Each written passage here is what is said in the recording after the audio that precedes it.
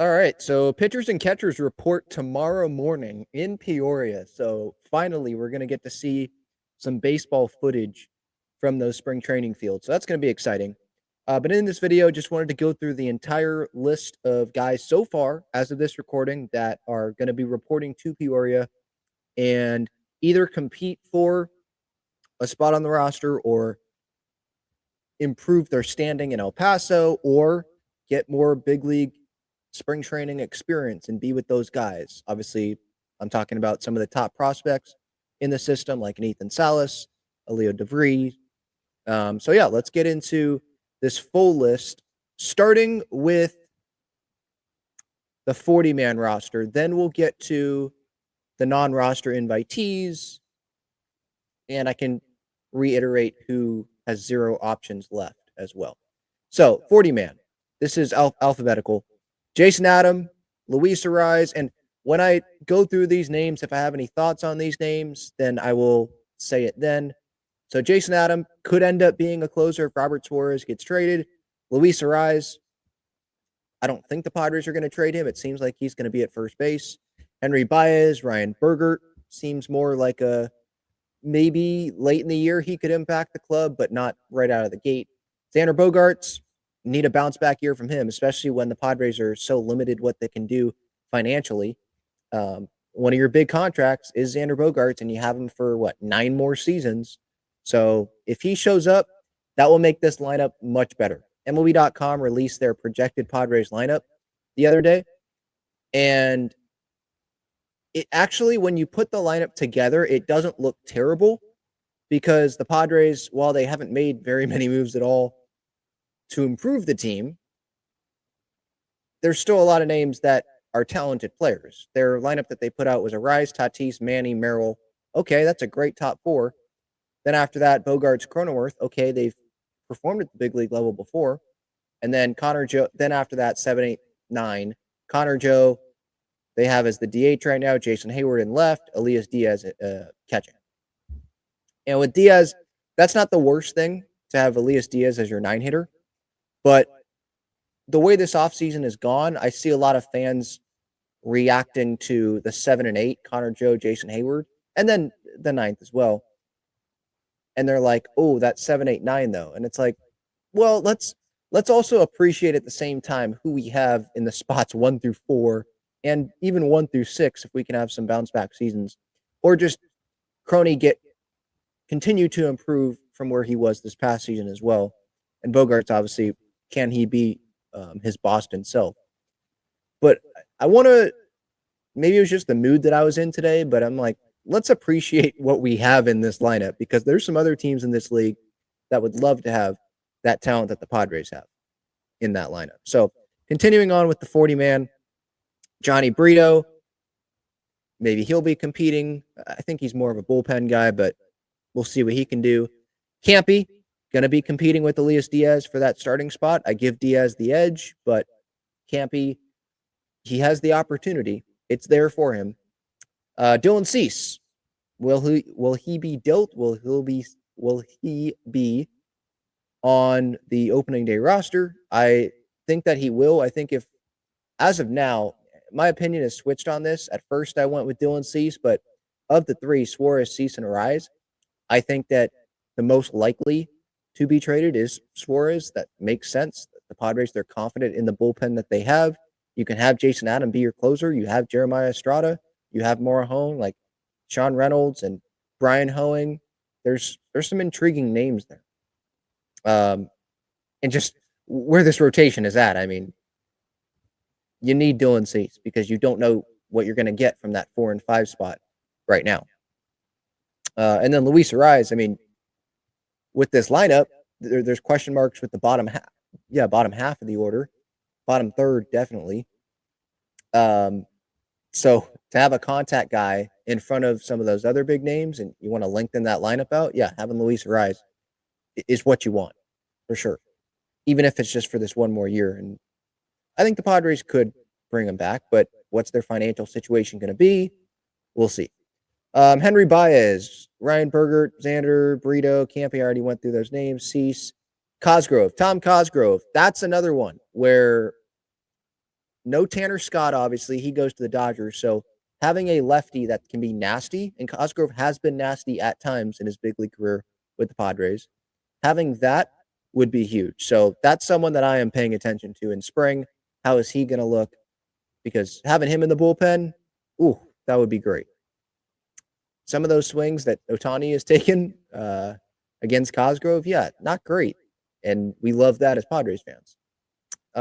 Jake Cronenworth, obviously, he's going to be at second base with Bogey at short.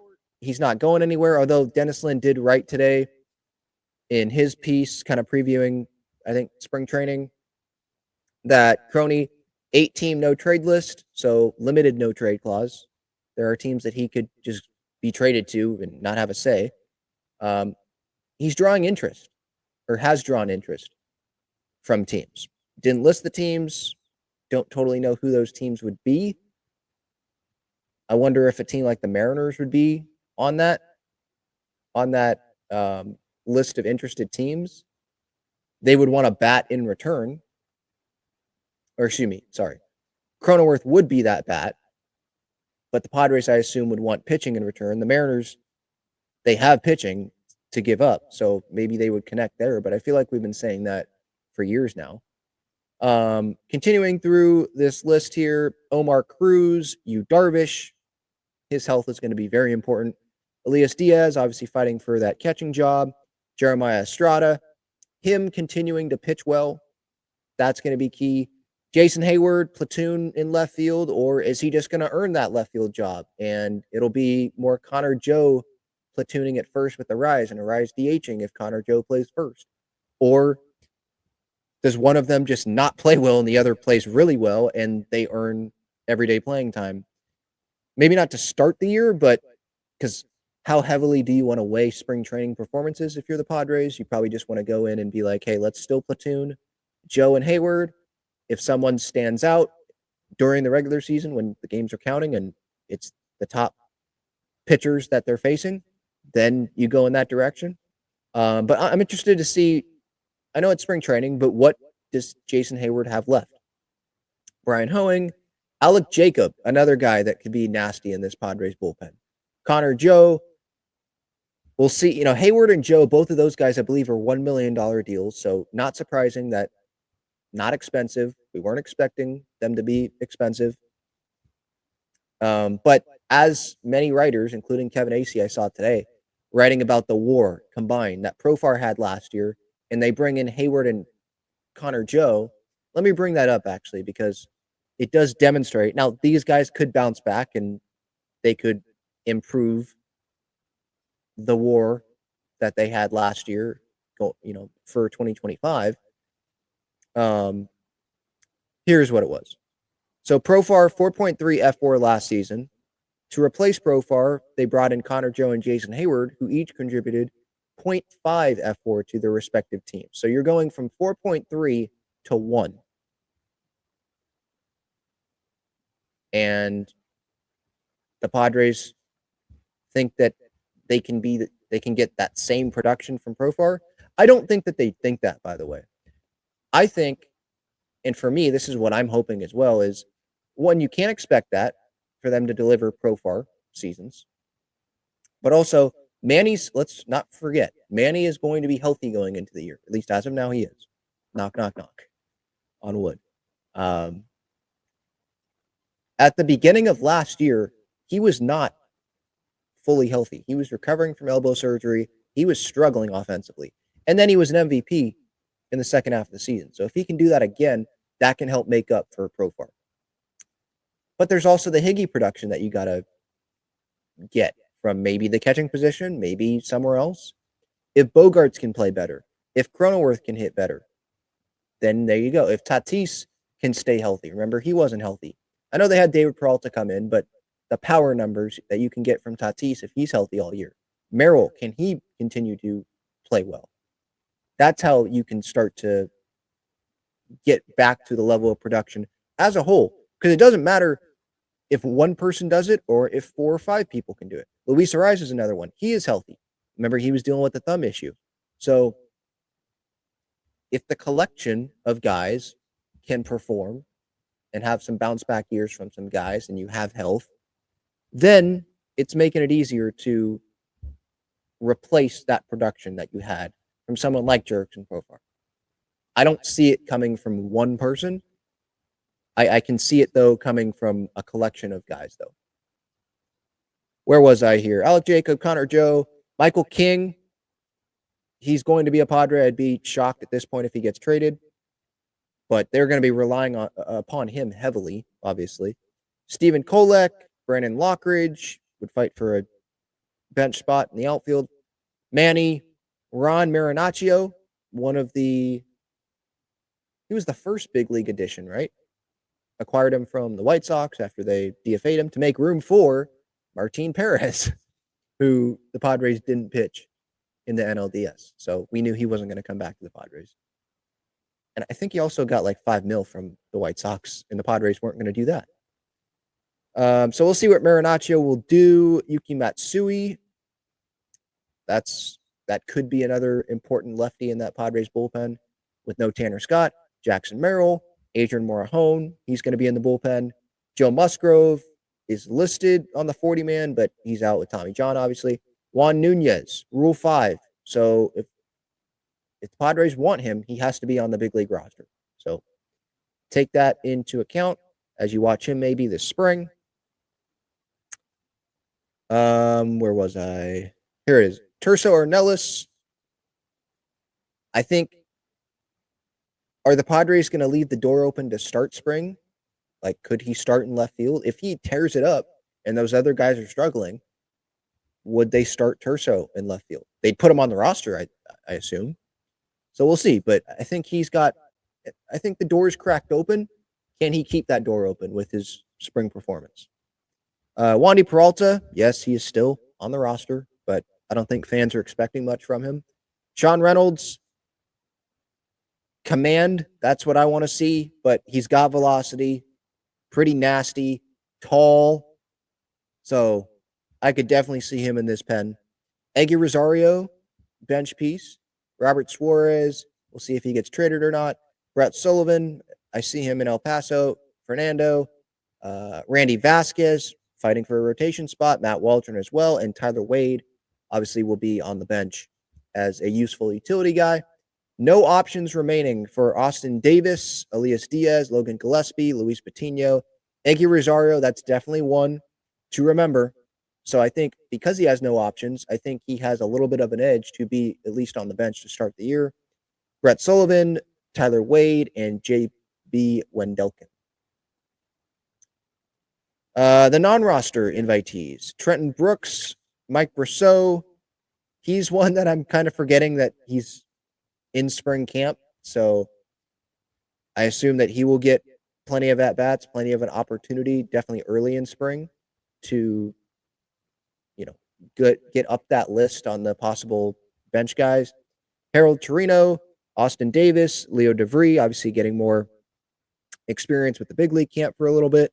Clay Dungan, Rodolfo Duran, Jose Espada, back with the Padres, used to be with the Padres.